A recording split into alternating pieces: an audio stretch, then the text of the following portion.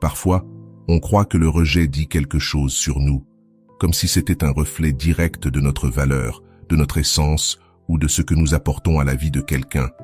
Mais aujourd'hui, j'aimerais que tu écoutes ceci avec le cœur ouvert. Le rejet ne parle pas toujours de toi. Très souvent, il parle de ce que l'autre personne est incapable d'affronter en elle-même. Quand quelqu'un te rejette, il ne le fait pas depuis un endroit aussi clair et aussi sûr qu'il le prétend. Il n'existe pas cette froideur absolue qu'on t'a fait croire. Il n'existe pas cette indifférence qui t'a blessé. Derrière un « je ne veux rien avec toi », il y a toujours une histoire émotionnelle plus profonde, plus complexe, presque toujours inconsciente. C'est pour cela qu'aujourd'hui, je veux te parler de ce que ressent vraiment une personne qui t'a rejeté, même si elle fait semblant de ne rien éprouver. Oui, elle peut feindre la distance, la sécurité, la froideur, voire la nonchalance. Mais la psyché humaine ne fonctionne pas ainsi. Personne ne sort indemne d'une connexion émotionnelle. Nous allons voir ensemble les 5 choses que ressent réellement celui qui t'a rejeté, même s'il les dissimule derrière la dureté ou l'indifférence. Et j'aimerais que tu écoutes chaque point avec attention, car cela te révélera non seulement la vérité sur cette personne, mais aussi la vérité sur toi. La première chose dont nous allons parler, c'est la peur. Beaucoup imaginent que celui qui te rejette agit depuis une position de pouvoir, comme si la personne qui dit « je ne veux rien avec toi » était celle qui contrôle tout, celle qui sait exactement ce qu'elle fait, fermement décidée et émotionnellement stable. Mais, dans la profondeur de la psyché humaine que Jung étudiait avec tant de précision, on trouve quelque chose de très différent.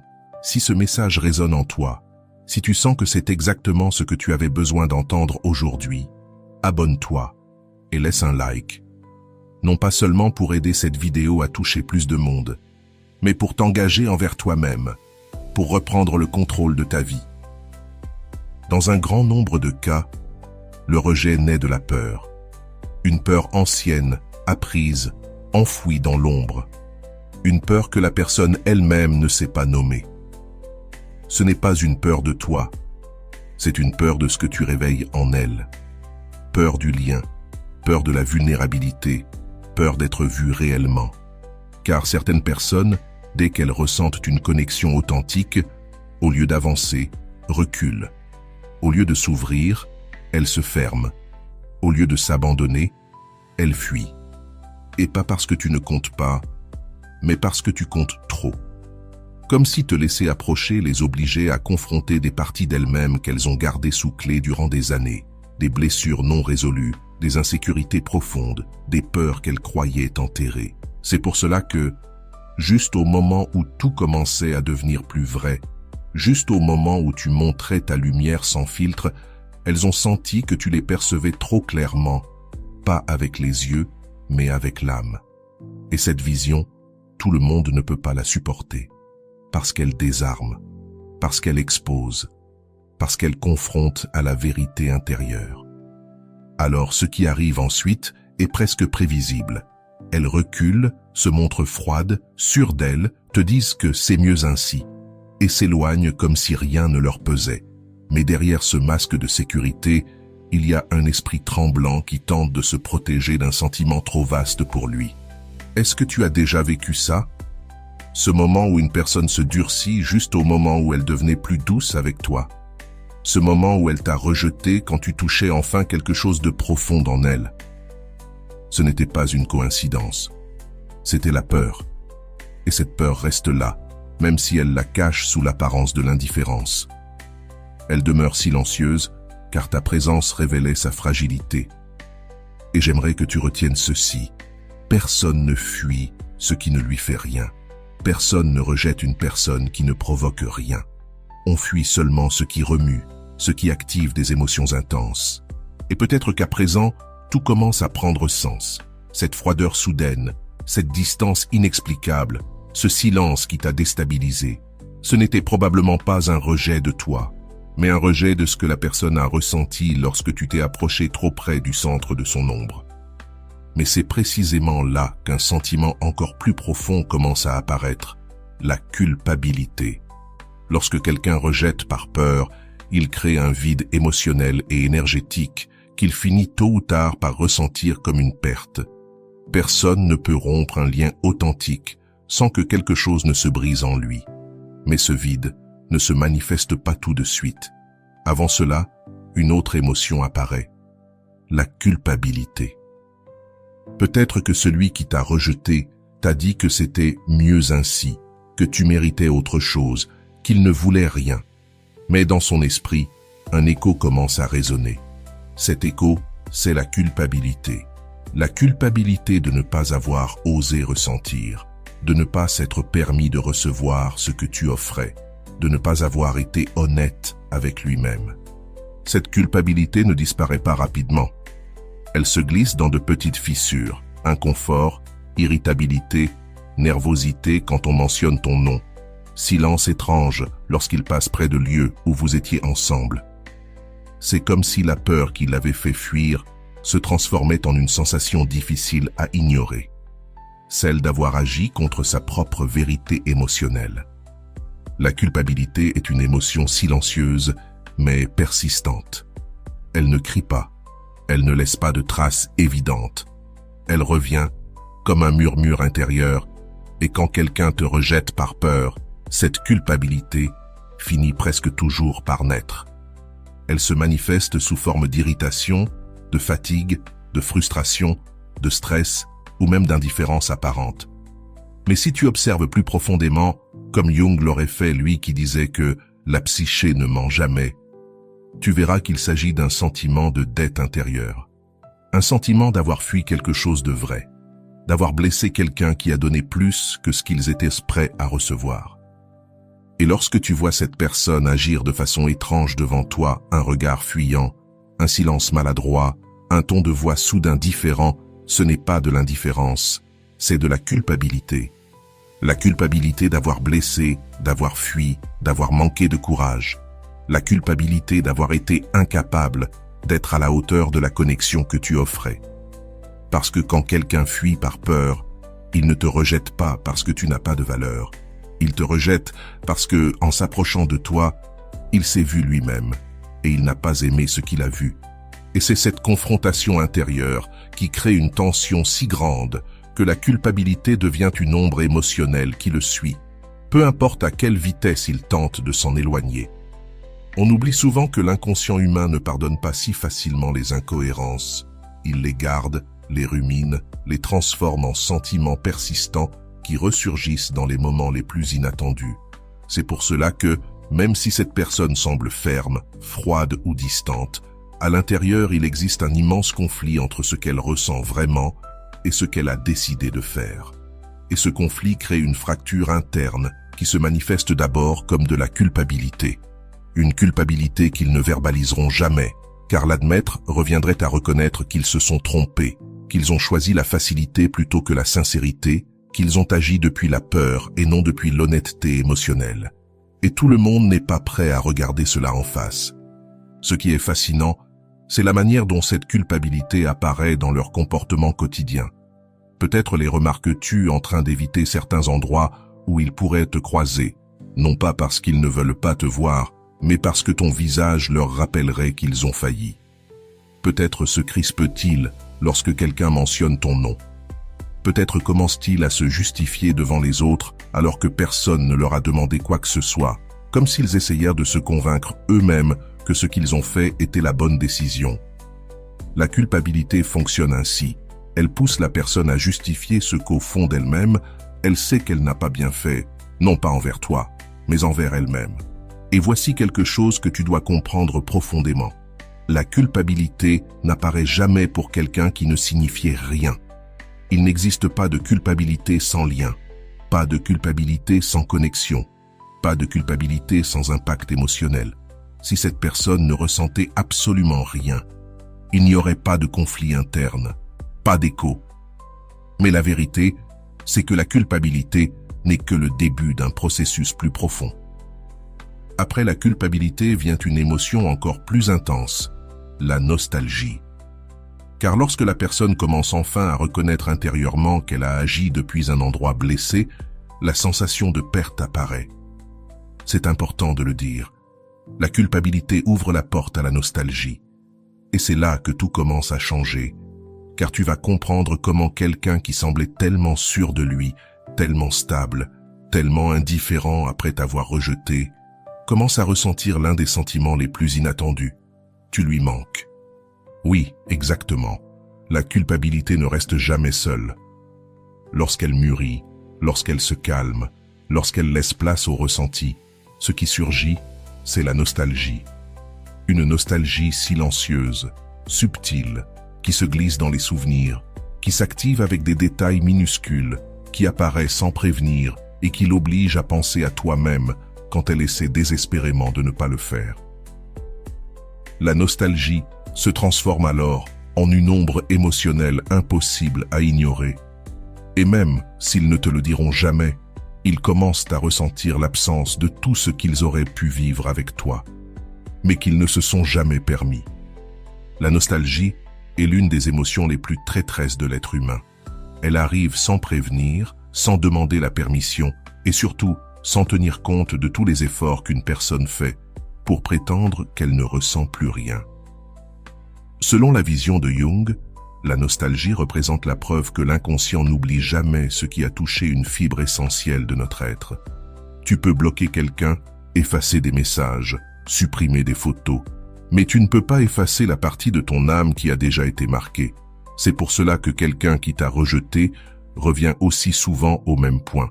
Il commence à ressentir non seulement ce qu'il a vécu avec toi, mais aussi ce qu'il n'a jamais vécu, ce qui aurait pu être. L'esprit humain est paradoxal, il idéalise ce qu'il a laissé partir. Et lorsque la personne réalise que tu comptais bien plus qu'elle ne l'a admis, la nostalgie devient un miroir cruel, qui lui montre non pas seulement ce qu'elle a perdu, mais surtout ce qu'elle ne s'est pas autorisée à vivre. Cette nostalgie n'apparaît jamais dans des moments logiques. Elle surgit la nuit, quand le silence les force à affronter ce qu'ils n'ont jamais dit.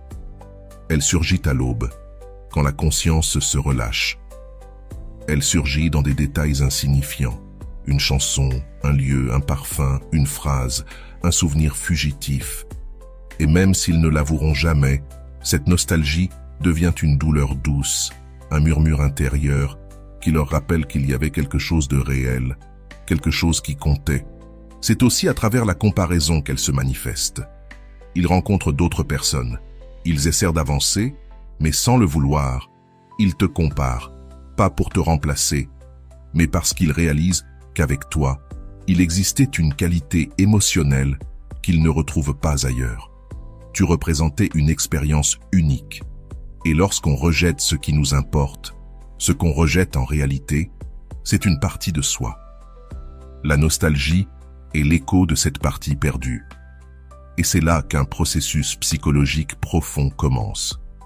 La personne commence à intégrer ce qu'elle avait nié. Elle se rapproche de la vérité intérieure qu'elle avait refusé de regarder. Et cette vérité, même si elle fait mal, est claire. Tu comptais vraiment. Alors naît une tension intérieure puissante. Ils sentent qu'ils ont laissé partir quelque chose qui leur faisait du bien, mais ne savent pas comment revenir, comment réparer, comment affronter le fait que c'est leur propre peur qui a détruit la connexion. Et peut-être que tu l'as déjà vécu, cette personne qui réapparaît sans raison. Un message, un like, une vue discrète sur tes stories, une toute petite trace. Ce n'est pas un hasard, c'est la nostalgie qui cherche un soulagement. C'est leur inconscient qui tente de retrouver, ne serait-ce qu'une seconde, ce que tu leur faisais ressentir et qu'ils n'ont trouvé nulle part ailleurs. Car la nostalgie ouvre une porte dangereuse. Elle leur montre qu'ils ne t'ont jamais oublié, qu'ils n'ont jamais pu t'effacer, que ton empreinte émotionnelle est encore là, vivante. Quoi qu'ils fassent, elle ne disparaît pas. Et lorsque la nostalgie devient trop grande pour être ignorée, une question commence à les hanter. Qu'est-ce qu'elle devient maintenant? Cette question ouvre le prochain chapitre de ce processus, celui où la nostalgie se transforme en une curiosité irrésistible, une curiosité qui devient besoin, une curiosité qui veut vérifier si tu es toujours là, toujours disponible, ou si tu es en train de t'éloigner pour de bon. Et c'est cette transition du manque à la curiosité qui prépare la prochaine étape, celle où l'émotion change de ton, et où tu vas découvrir pourquoi celui qui t'a rejeté commence soudain à vouloir revenir. Même s'il a agi comme si rien de ce que tu faisais n'était jamais suffisant, il commence à se demander si tu es toujours là ou pas. Et cette curiosité, qui semble insignifiante en apparence, en dit bien plus que tu ne peux l'imaginer. Prépare-toi, car ce qui arrive maintenant devient encore plus profond. Il ressent de la curiosité pour ta vie, même s'il prétend que tu ne l'intéresses plus. La curiosité est l'un des mécanismes les plus révélateurs de l'inconscient. Elle casse les façades, brise les défenses et expose ce qu'une personne ressent réellement, même quand elle essaie de le cacher. Tout ce que nous tentons d'étouffer finit par ressortir. Et la curiosité est exactement ce petit dérapage émotionnel qui échappe lorsque l'ego ne peut plus soutenir la version qu'il raconte aux autres et à lui-même. La personne qui t'a rejeté peut répéter partout qu'elle s'en fiche. Elle peut convaincre tout le monde qu'elle est passée à autre chose. Elle peut même se convaincre elle-même. Mais il y a une partie d'elle, la plus authentique, qui continue de t'observer, de se poser des questions, de chercher des traces de toi. Cette nécessité silencieuse d'avoir des nouvelles parle plus fort que n'importe quelle phrase. Et ce qui est fascinant, c'est que cette curiosité n'apparaît presque jamais sous forme d'un message direct. Elle se manifeste par des comportements subtils. Regarder tes réseaux sans rien liker, vérifier qui commente tes photos, regarder tes stories depuis des comptes que tu ne connais pas, poser des questions indirectes à vos connaissances communes, ou réagir discrètement quand ton nom revient dans une conversation. Ce sont de petites actions, apparemment insignifiantes, mais qui révèlent un intérêt que son ego refuse d'admettre. C'est une vraie contradiction interne. Je ne veux pas savoir, mais j'ai besoin de savoir. Cette bataille intérieure est bien plus intense que tu ne l'imagines. La curiosité apparaît surtout quand cette personne réalise qu'elle n'a plus accès à ton monde, quand tu ne lui écris plus, quand tu ne demandes plus rien, quand tu t'éloignes. Quelque chose s'allume en elle. Pendant longtemps, elle pensait que ta présence était acquise, constante, garantie. Mais quand elle ressent ton silence et que ton énergie se retire, son esprit commence à s'agiter. Que fait-il, elle, maintenant? Avec qui? Y a-t-il quelqu'un d'autre? Cette agitation n'est pas un hasard. C'est la preuve que tu as commencé à avancer. Et là, un phénomène puissant se déclenche. Plus tu progresses, plus sa curiosité augmente. Pas parce qu'il veut que tu sois malheureux, mais parce que son inconscient veut vérifier qu'il a encore de l'importance dans ton histoire. Il veut savoir s'il influence encore tes émotions, s'il a encore un impact, si tu es toujours lié à lui. C'est un mécanisme d'auto-affirmation typique de ceux qui n'ont pas soigné leurs blessures émotionnelles. Sentir qu'ils comptent encore leur donne une illusion de contrôle ou de sécurité qu'ils n'ont jamais su assumer quand ils étaient avec toi. Mais cette curiosité a aussi une racine plus profonde. Elle naît du conflit intérieur dont nous avons parlé précédemment. La nostalgie ouvre la porte à l'inconfort, et l'inconfort cherche des réponses. Alors, la personne se met à se remémorer des gestes, des détails, des instants.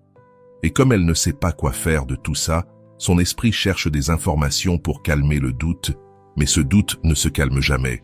Au contraire, il s'intensifie lorsqu'elle découvre que tu n'es plus là où elle t'avait laissé. Tu avances, tu guéris, tu changes, tu ouvres de nouvelles portes. Et c'est à ce moment-là que la curiosité se transforme en inquiétude. Une inquiétude qui déclenche la question la plus redoutée.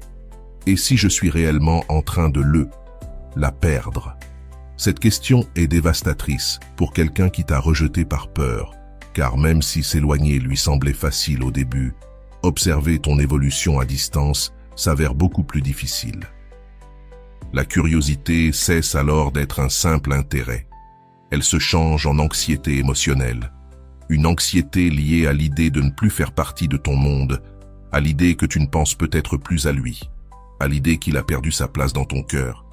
Et même si tu ne le remarques pas toujours, cette anxiété trahit la personne par de minuscules détails. Apparaître sur tes réseaux les jours où tu es rayonnant, revoir ton profil après une publication profonde, espionner pour savoir si quelqu'un de nouveau est entré dans ta vie. Parfois même, elle réouvre d'anciennes conversations. Non pas pour t'écrire, mais pour ressentir une dernière fois ce lien qu'elle a rejeté, un geste minuscule mais chargée de nostalgie.